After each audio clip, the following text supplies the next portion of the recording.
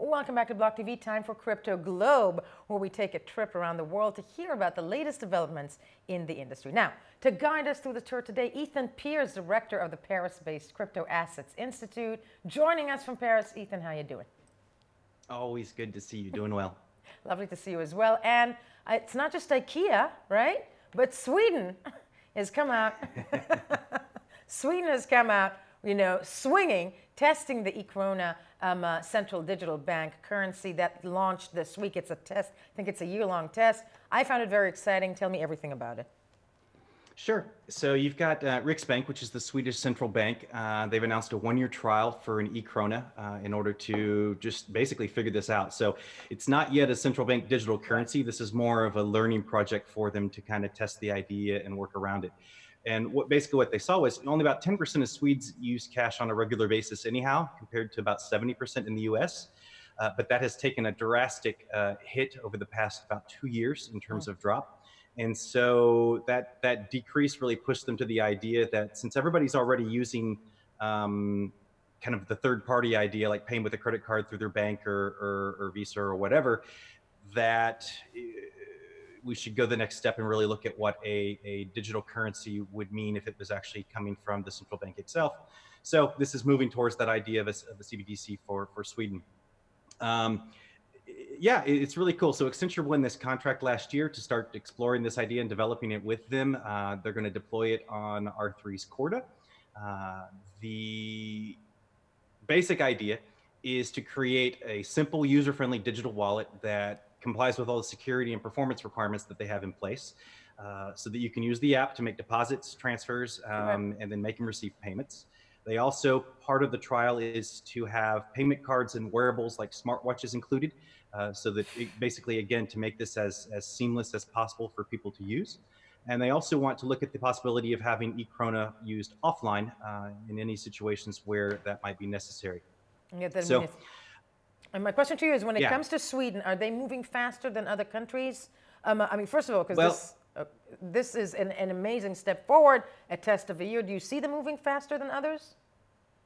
I think, well, again, anytime you have one of these economies and governments that is a little bit smaller in the sense of leaner, then they can do it. You can go faster. This is a test, but I think what's interesting is others are talking a lot about what they want to do with central bank digital currencies.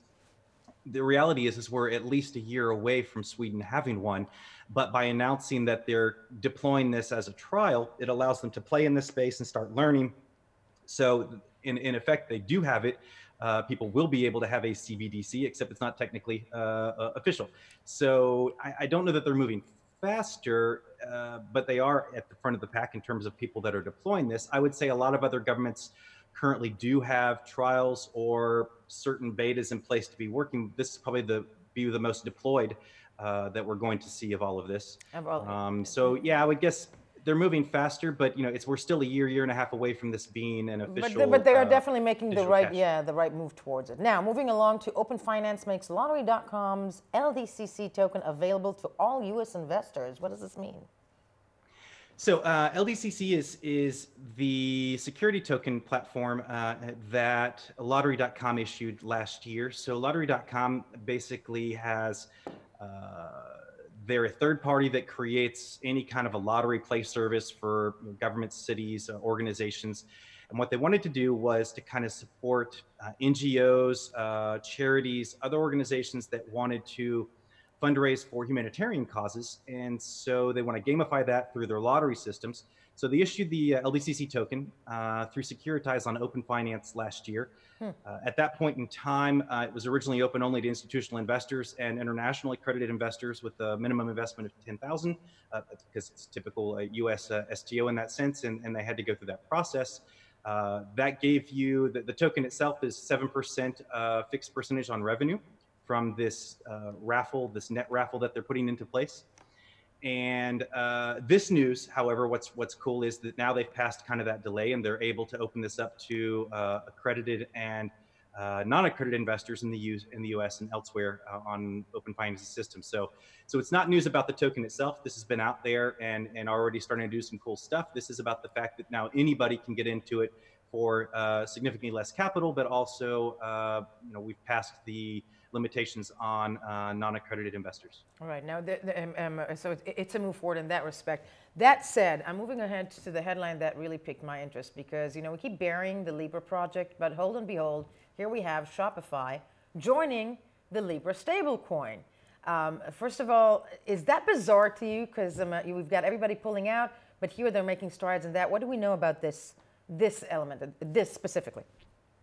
Yeah, so I'm still fairly bullish on the Libra idea. I think that they by running headfirst into pretty much every regulatory body on the planet, they maybe bit off a little bit more than they could chew at first, but I think it's going to catch up. In any case, they've stimulated the whole digital currency discussion in terms of CBDCs and corporate and decentralized digital currencies. So I'm still bullish on that, but the reality is most of these people who've left will probably come back once they're no longer threatened by what the SEC could potentially bring to their mostly financial businesses, because it was a lot of the payment and credit card providers.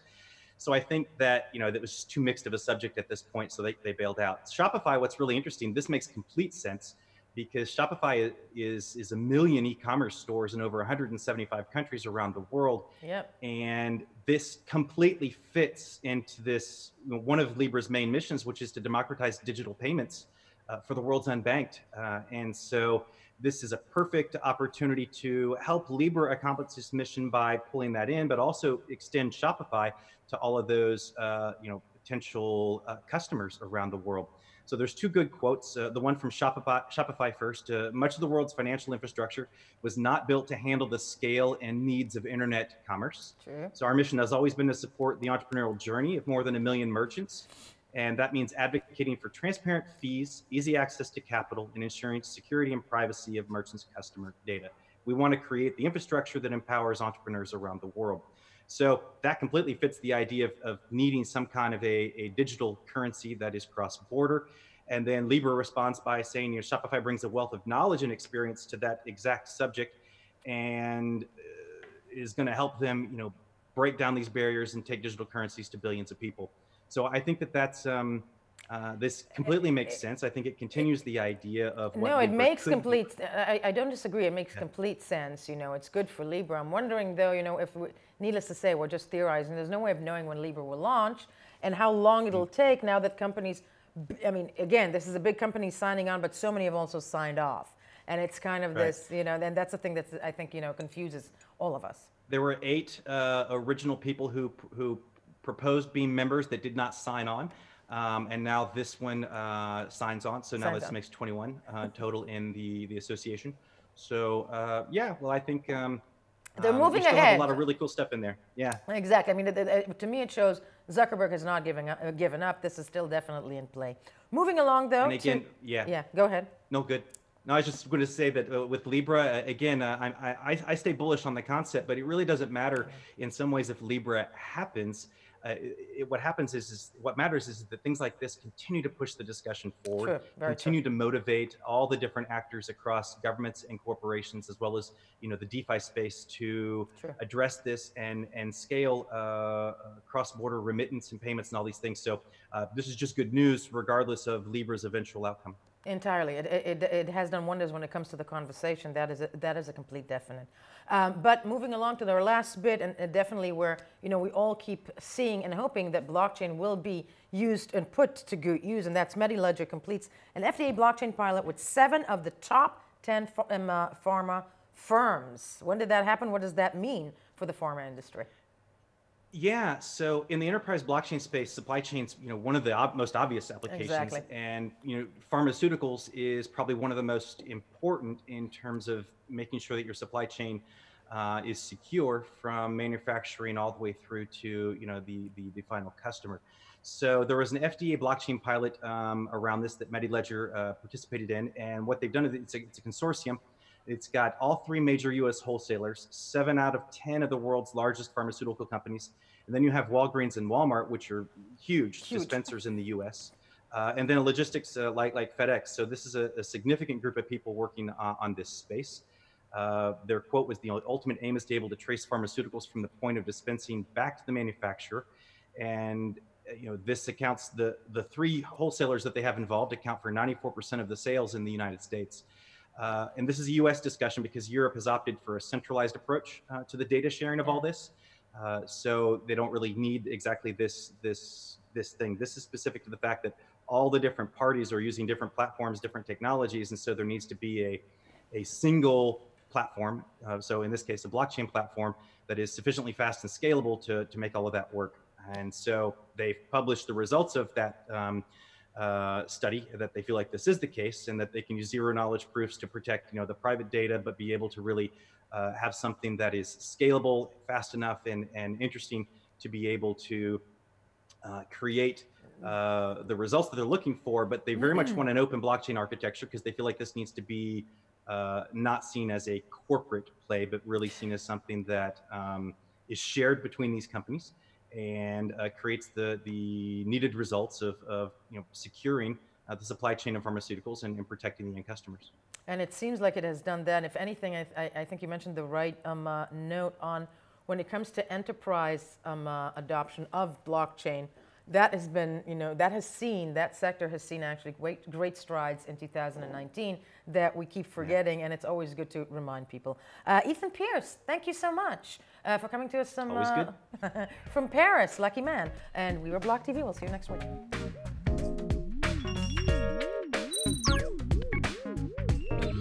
For more news and updates, follow us on Twitter.